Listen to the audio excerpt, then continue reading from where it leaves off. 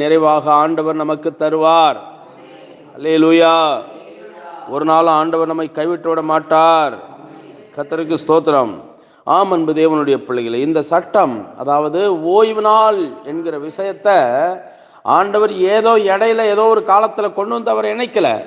என்னைக்கு இந்த உலகத்தை படைத்தாரோ அன்றே ஓய்வு நாளை ஆண்டவர் வைத்தார். ஆனால் இன்னைக்கு உலக நாடுகளில் ஓய்வு நாள் என்பது வெவ்வேறு நாளாக இருக்கலாமே தவிர, ஆனால் ஓய்வு நாள் தான். கர்த்தருக்கு ஸ்தோத்திரம். ஆகவே ஏன் இந்த நேரத்தில் நம்ம இதை பார்க்குறோம்? நாவு விரைவாக எழுதுகிற எழுத்தாணியை போல கர்த்தரை துதிக்க, ஆராதிக்க, அவரை மகிமைப்படுத்த. கர்த்தருக்கு ஸ்தோத்திரம். அன்பு தேவனுடைய பிள்ளைகளே, நாம் அப்படிப்பட்ட தேவனை ஆராதிக்கிற, தேவனை மகிமைப்படுத்துகிற கர்த்தருடைய பிள்ளைகளாக நாம் காணப்பட வேண்டியது நமக்கு அவசியம். ஆகவே இந்த அற்புதமான அதிகாலை பொழுதிலே உங்கள் எல்லாருக்கும் அன்பாய் சொல்லக்கூடியது, இது தேவன் தந்த நாள், ஆண்டவர் தந்த நாள். இந்த நாளிலே நாம் செய்ய வேண்டிய விஷயம், கர்த்தருடைய சமூகத்திலே இருக்க வேண்டும், அவரை துதிக்க வேண்டும், அவரை உயர்த்த வேண்டும், அவரை மகிமைப்படுத்த வேண்டும். கர்த்தருக்கு ஸ்தோத்திரம்.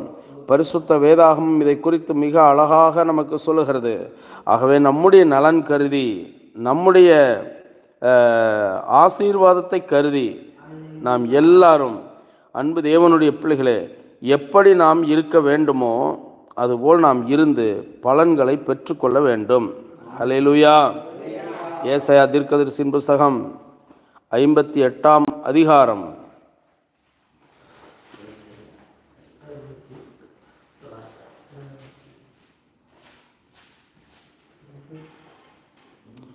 12வது வசனத்திலிருந்து வாசிக்கும் பொழுது இப்படியாக எழுதப்பட்டு இருக்கின்றன.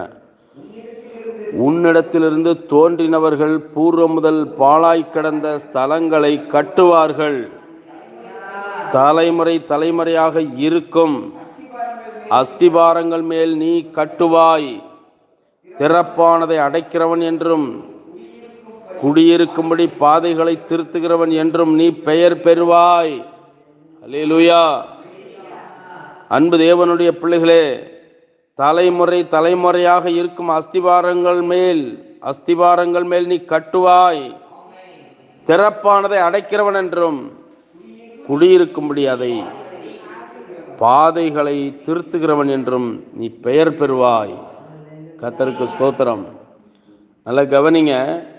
ஓய்வு நாளில் கர்த்தருடைய சமூகத்தில் வந்து கர்த்தரை நோக்கி பார்க்கிற கர்த்தருடைய பிள்ளைகளை, கர்த்தருக்கு ஸ்தோத்திரம், சிறப்பாக எதை செய்ய வேண்டுமோ அதுவும் எப்படி சொல்லி வச்சிருக்குது, ரொம்ப அழகா. பூர்வ முதல் பாழாய் கிடந்த ஸ்தலங்களை கட்டுகிறவர்கள். அல்லேலூயா. ஆகவே அதுக்கு அடுத்த வசனம் என்ன வருது? என் பரிசுத்த நாளாகிய ஓய்வு நாளிலே. இந்த ஓய்வு நாளை நாம் முக்கியப்படுத்தும் போது கர்த்தர் அதற்குரிய பலன்களை நமக்கு தருகிறார். என் பரிசுத்த நாளாகிய ஓய்வு நாளிலே உனக்கு இஷ்டமானதை செய்யாதபடி உன் காலை விலக்கி உன் வழிகளின்படி நடவாமலும் உனக்கு இஷ்டமானதை செய்யாமலும், என்ன அற்புதமா சொல்ற, உன் சொந்த பேச்சை பேசாமலும் இருந்து ஓய்வு நாளை மனமகிழ்ச்சி நாள் என்றும் கர்த்தருடைய பரிசுத்த நாளை மகிமையுள்ள நாள் என்றும் சொல்லி அதை மகிமையாக எண்ணுவாயானால். நல்லா கவனிங்க. ஆண்டவர் நமக்கு தரக்கூடியதான இந்த நல்ல ஓய்வு நாளை நாம் எப்படிப்பட்ட நாளாக எண்ணணும்? மன மகிழ்ச்சியின் நாள். அல்லேலூயா, அல்லேலூயா. மன மகிழ்ச்சியின் நாள், கர்த்தருடைய பரிசுத்த நாள், மகிமையுள்ள நாள். நமக்கு 6 நாளும் நம்முடைய பணிகளை செய்யும்போது ஓய்வு நாளிலே கர்த்தருடைய சமூகத்துக்கு, கர்த்தருடைய ஆலயத்திற்கு வர வேண்டியது ரொம்ப ரொம்ப முக்கியம். நிச்சயம் அவருடைய பிள்ளைகளை அவர் ஆசீர்வதிக்கிறவராய் இருக்கிறார், அவர் பலப்படுத்துகிறவராய் இருக்கிறார், அவர் பாதுகாக்கிறவராய் இருக்கிறார். ஆம் அன்பு கர்த்தருடைய பிள்ளைகளே, கவனிங்க. அடுத்த வசனத்தை வாசிக்கும் பொழுது